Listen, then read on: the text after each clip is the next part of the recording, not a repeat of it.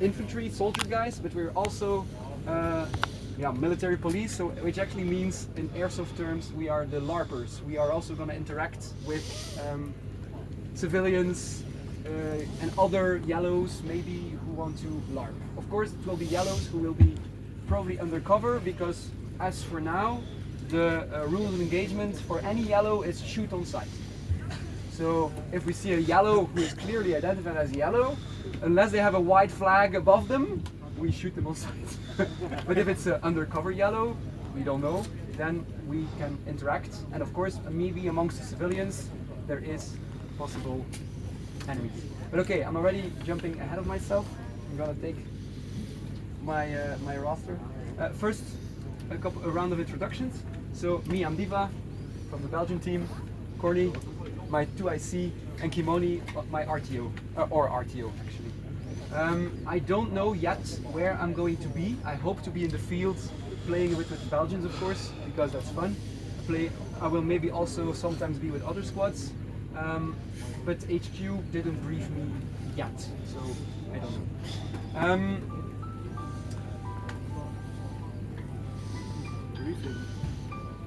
Briefing story. Belgian phone, but I will call later. Okay.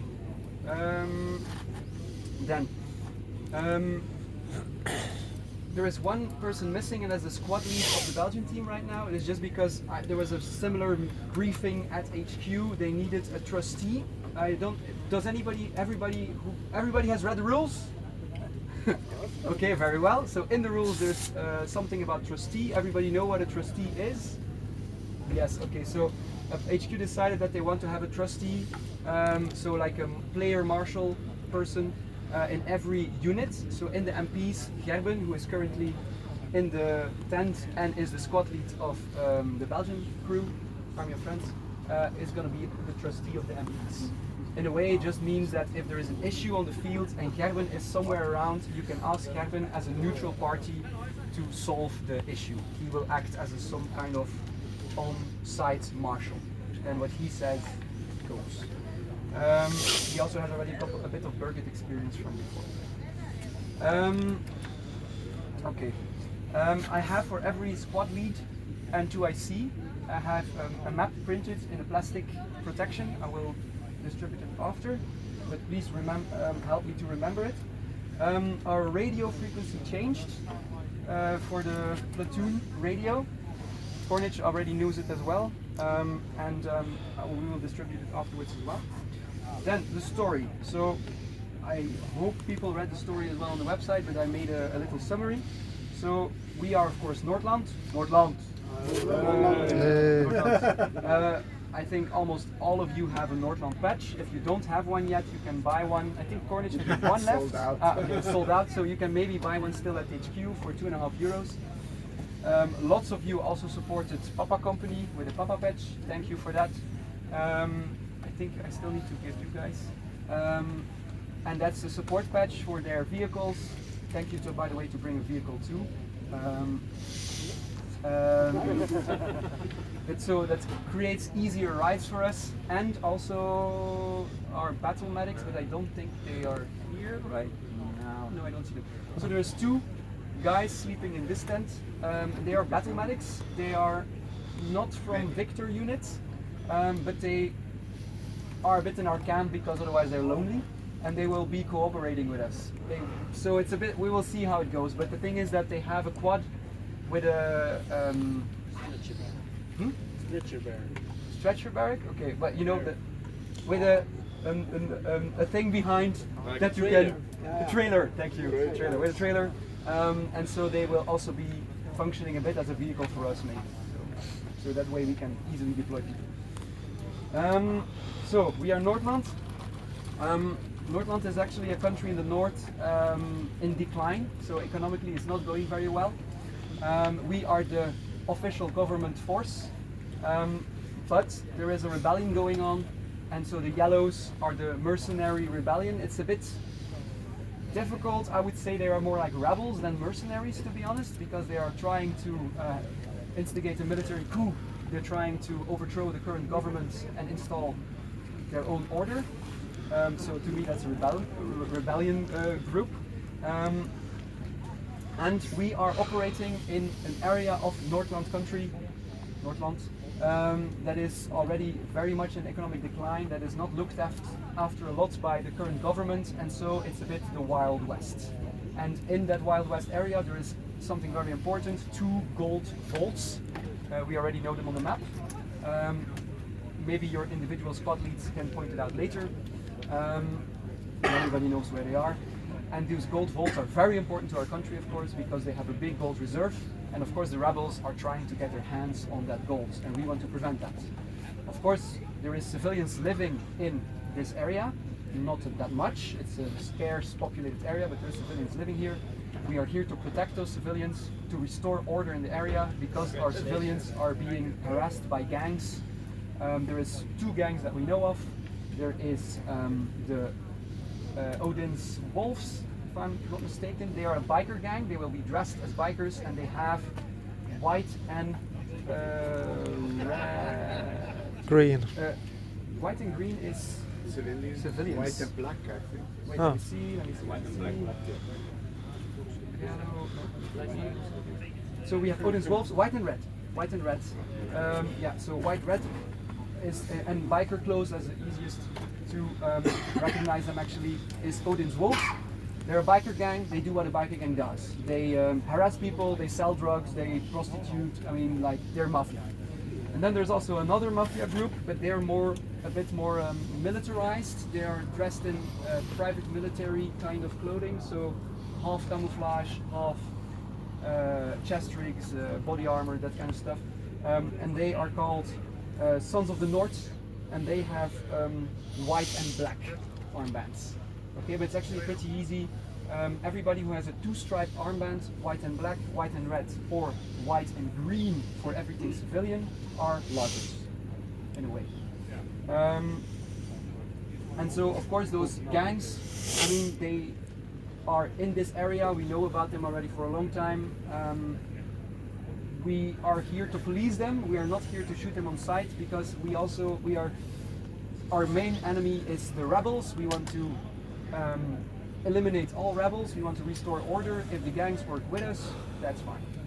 Okay, so we will try to get the gangs on our side and to use their strength against the rebels. But of course, we can trust no one except ourselves.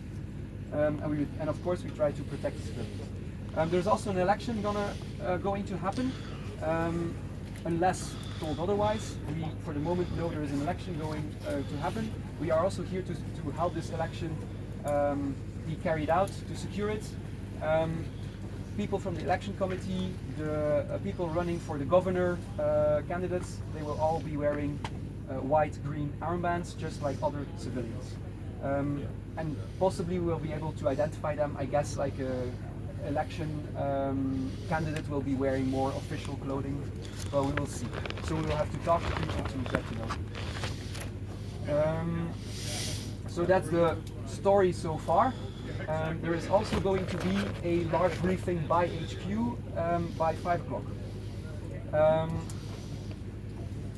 Yeah, and very important, one more group that is important to know is that there is also a protection detail for the election candidates, election committee.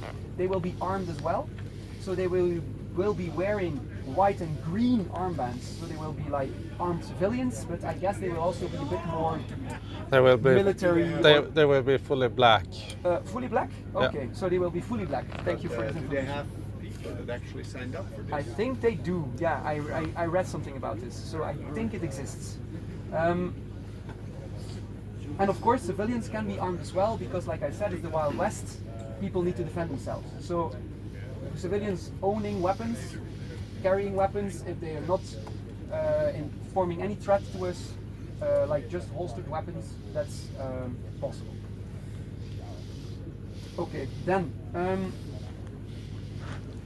there is some new LARP rules for this year. What is important in those LARP rules is that there is a lot of talk about the gold bars. I think you all read it already.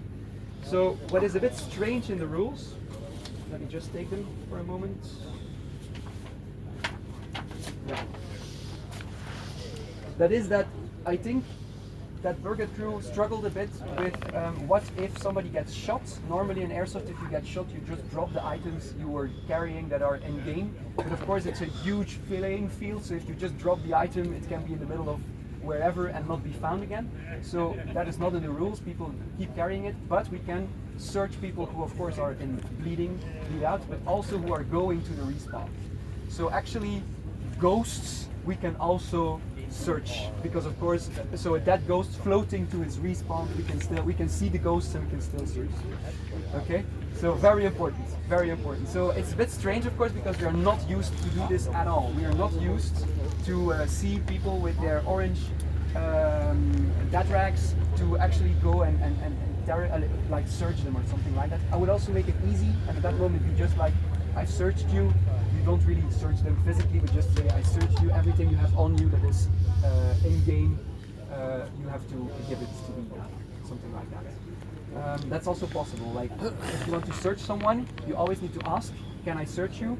If that person says, "No, I don't want to be searched," you say, "Just to be clear, you always say off game.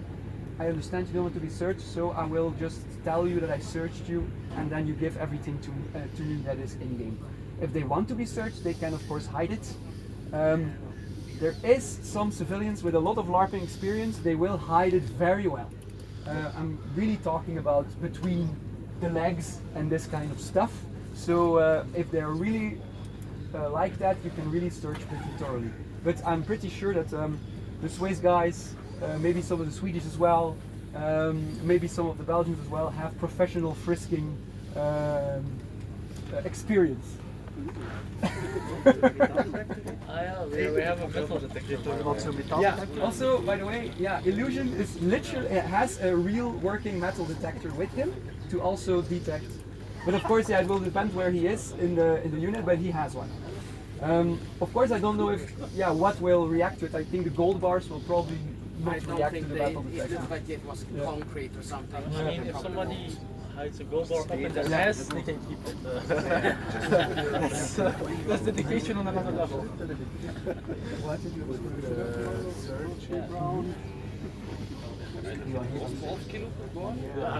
Ik ga zo'n blok 6 kilo erin doen. Yeah. Yeah, correct. A player can always choose normally. But I just talked to the larpers, so.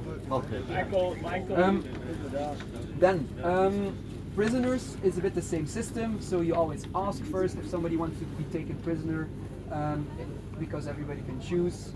Because actually we can take every soldier from the enemy prisoner, but of course most will probably not want to be prisoner except the larper. So assume that people with 2 colored stripes will always go ahead and be taken prisoner.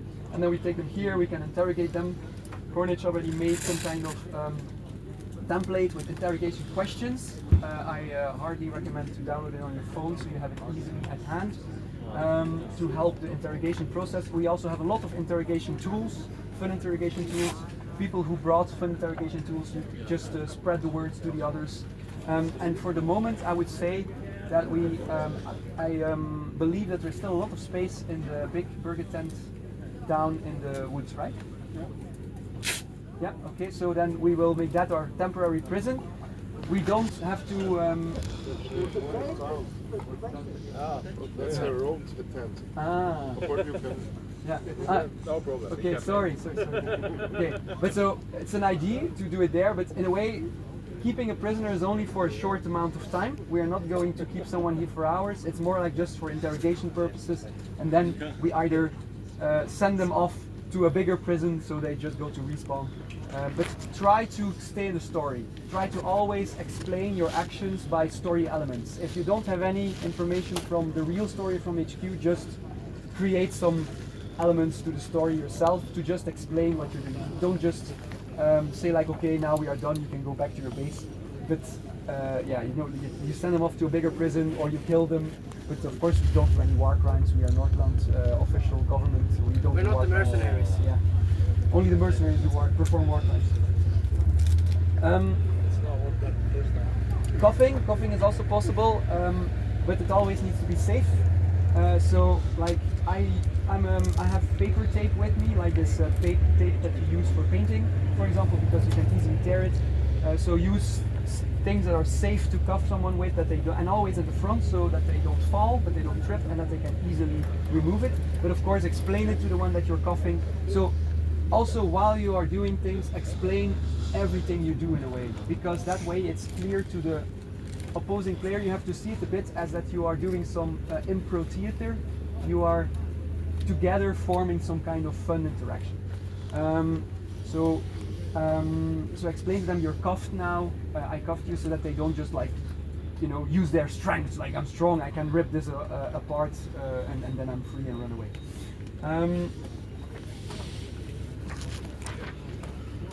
So I think that is for the most of the important LARPing rules. Yeah, Berget dollars. Berget dollars. So I guess as LARPers we will get in touch with Berget dollars. I didn't see a real Berget dollar yet. Okay. And that's nice. So this is Blackbeard. This is one of the HQ LARP liaisons. So together with there's also a woman called Scarecrow, or yeah, and those are our connecting HQ LARP officers. So for LARP questions, I prefer that you also go to me or Cornish, so we stay in touch with everything that is LARP, but that we can actually ask HQ about it. Okay, that's clear for everyone. And so the Berget dollars, every Berget dollar you find so while searching someone, Berget dollars you can take as well, and you can bring them to us and we can use them. Also to bribe others or to pay for services. But so if you find Berget dollars on someone, you can take them, you can confiscate them. Any questions for now about searching prisoners, this kind of stuff? Maybe you can also tell that you can be searched when you are walking dead. Yeah, that I already said. Yeah. This is Kevin, by the way. So he's a trustee. He has this yellow thing. And so he's a squad leader of the Belgians. Okay, then I would also like to give a little bit of explanation on how to handle the LARP, in the sense of, like I said, it's a bit of impro theater, but so we will usually, if we are LARPing, we want to do it safely. We don't want to be stabbed in the back immediately. LARPers will try this kind of things. They will try to get past our defenses. So always works in at least groups of 3. You have, like I call it, a handler, so somebody who actually talks to the LARPer, who goes into physical interaction with the LARPer. It can be hopefully in a friendly interaction, but if it's necessary, you point your gun, you say hands up on your knees, and you ask the LARPer to follow your orders and to contain the situation. But the person, the handler, of course, will be focused on what he is doing, and so will not be looking around anymore. So your handler always needs a wingman who is securing your handler. So 2 people already, and so then you need a 3rd person who is doing overwatch, who is actually still keeping the broader picture, who is also watching the back. So always work in groups of 3 at least. While handling a LARPer. So it's also good that we are quite a lot of MPs, so that we can also secure the area if necessary, or even coordinate with other infantry units to secure an area before we actually go in with. And that's actually a good example. So here we have 3 strangely clothed individuals with weapons walking into our base. If you see something like this, you need to immediately respond. This is not okay. Okay, and that brings me to the subject of the base pass. There were 2 base passes here, Cornish, but I don't see them anymore. Yeah, the guy took him. You took more base passes?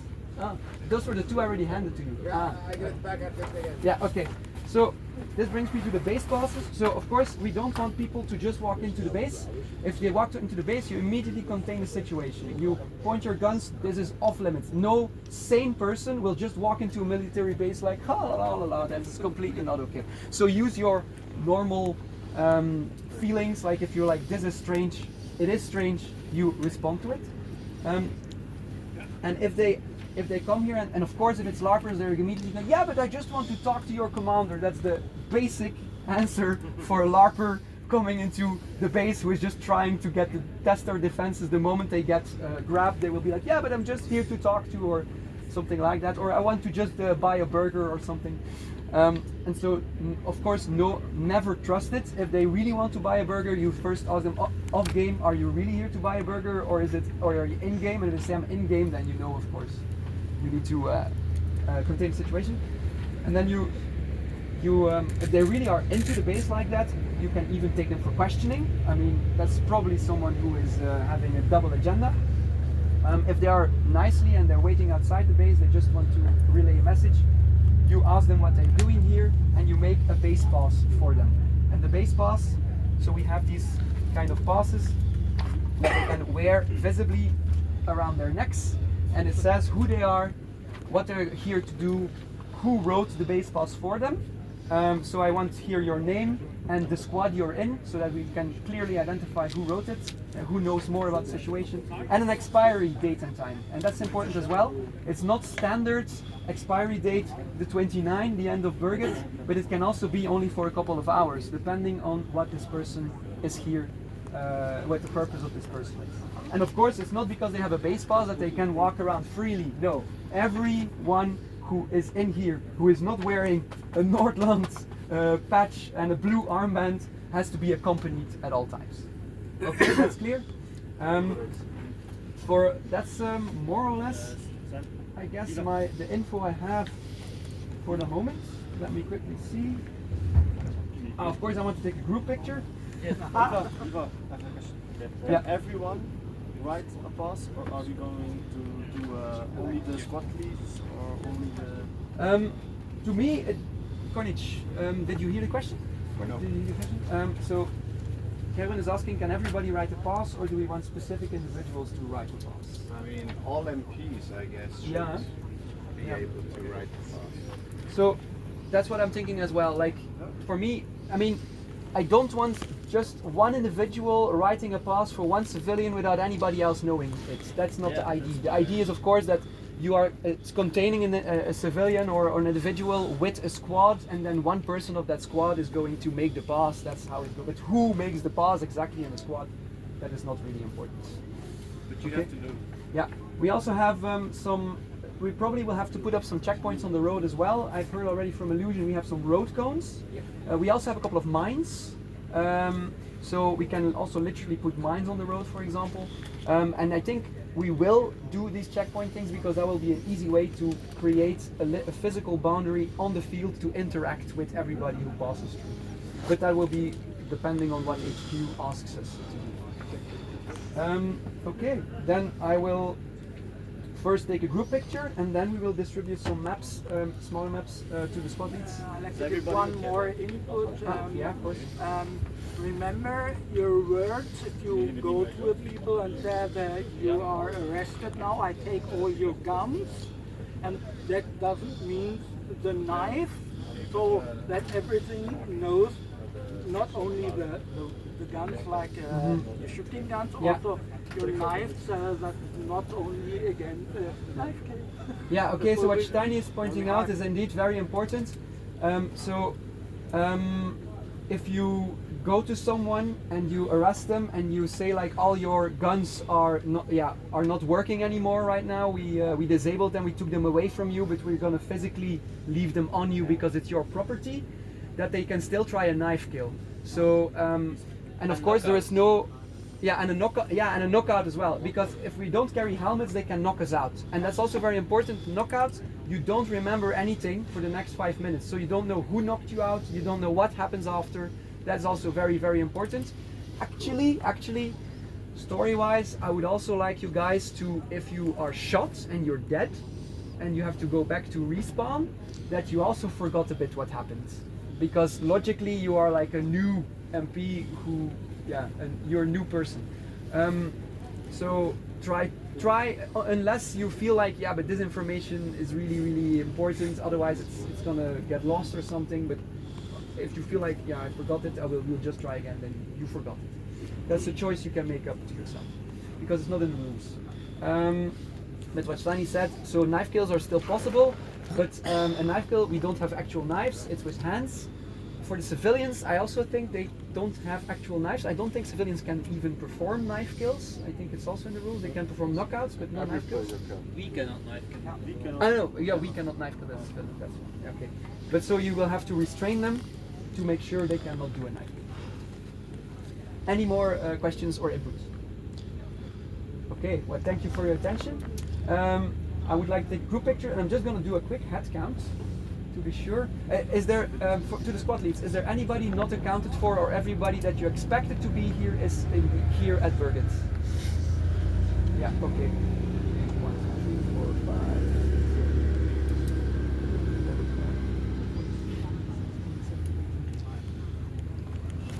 25. Yeah, okay, 25 members. Okay, good. 25, that's quite a force, and then 3 more. Okay, well, 2.5. Okay, let's take a picture. Does everybody knows the? Yeah. I already explained. Well, we have a beautiful MPD flag, so let's go and stand a bit maybe in front of the tents.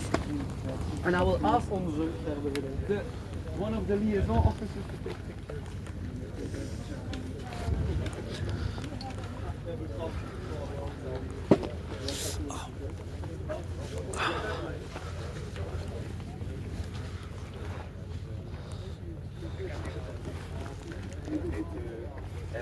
Price vehicle would be the logo on the side. Yeah, exactly. Or we go in front of the vehicle, that's all.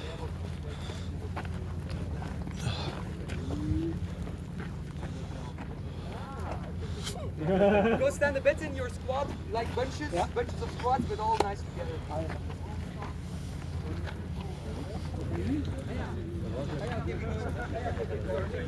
We go around.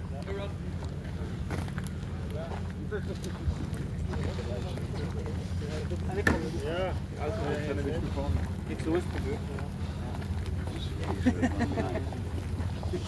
No cover up. No, don't need to be visible.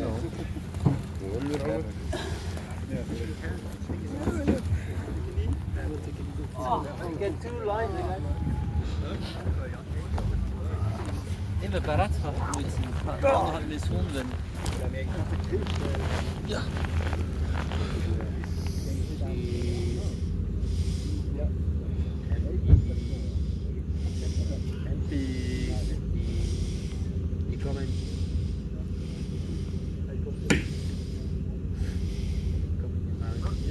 Thank you very much. Okay. Oh no, somebody close his eyes. You're all very